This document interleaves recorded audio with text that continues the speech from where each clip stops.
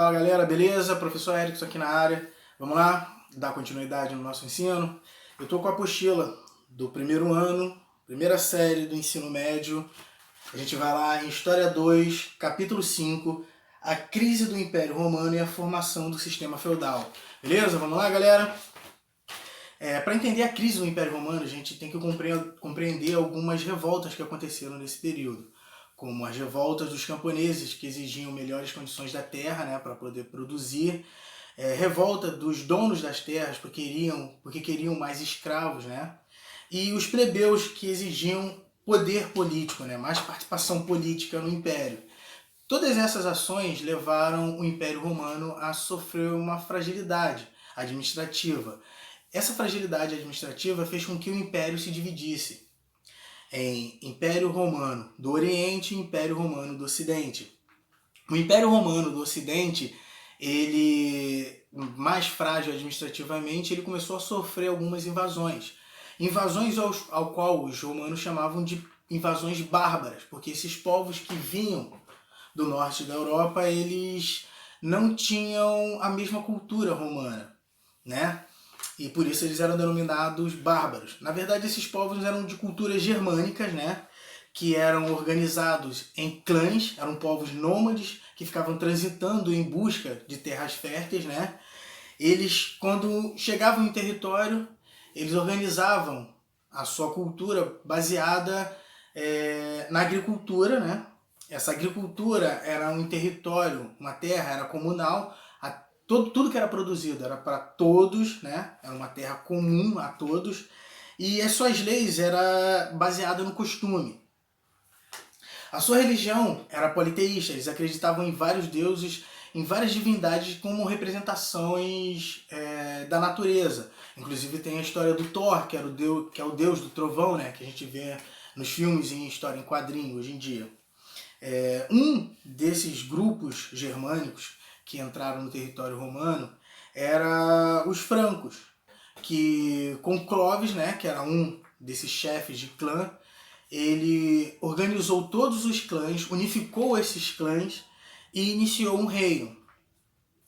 Clovis, quando inicia seu reino, ele inicia uma dinastia, ou seja, é um reino que é passado de pai para filho. Essa dinastia de Clovis era chamada Dinastia Merovingia, em homenagem ao seu pai, que iniciou o processo de clã da sua família. Clovis ele vai organizar a administração do seu reino e vai expandir esse reino. Só que com a sua morte, as pessoas que assumiram o trono no lugar dele, eles não tinham uma administração muito boa. Eles não sabiam administrar o reino como Clovis soube administrar. E eles começaram a não se preocupar com a administração do reino, porque eles contratavam um prefeito do palácio, que era uma pessoa que administrava o palácio enquanto esses reis estavam se divertindo. Esses reis eram chamados reis indolentes, porque eles não se preocupavam com a administração do reino. Um desse prefeito do palácio, chamado Carlos Martel, ele teve grande importância e ganhou grande status no reino franco, porque ele foi responsável por organizar um exército para combater o expansionismo islâmico.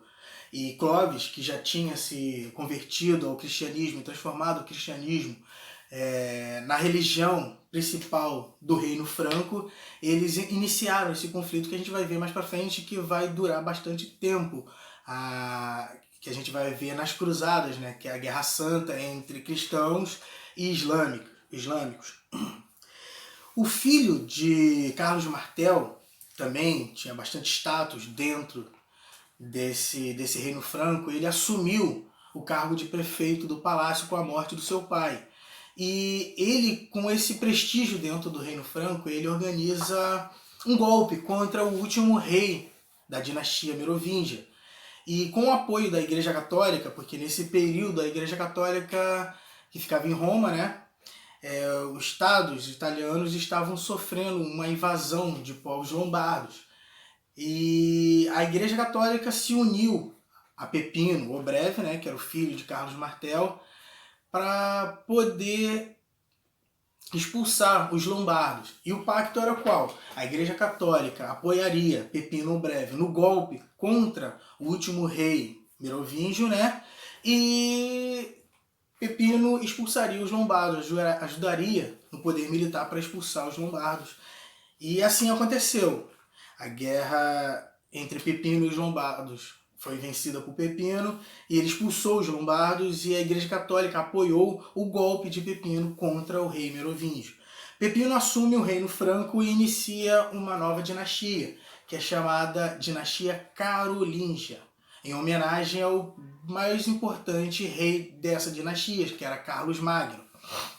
Carlos Magno assume com a morte de Pepino, seu pai, e Carlos Magno organiza a administração desse reino. Ele expande o reino franco, ele organiza, dá mais importância para esse acordo com a Igreja Católica, transformando a Igreja Católica em um grande aliado dele. Isso faz com que a Igreja Católica, a cada dia que passasse nesse período medieval, ganhasse mais poder, né? Carlos Magno também vai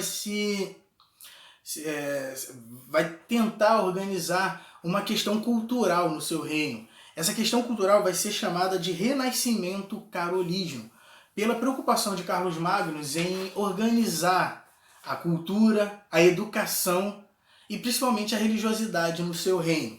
Isso faz com que cada vez mais a Igreja Católica se tornasse forte dentro do território medieval. Com a morte de Carlos Magno, o processo de sucessão do seu trono inicia um conflito entre seus 3 netos, que era Luís, o Germânico, porque ele era bem germânico mesmo, olhos azuis, cabelo louro, Carlos, o Calvo, que era careca, e Lotário I. Esses 3 eles vão entrar num conflito para disputar, para saber quem ia assumir o trono. E nessa disputa eles decidem, no Tratado de Verdun, dividir o Império Carolígeno entre eles.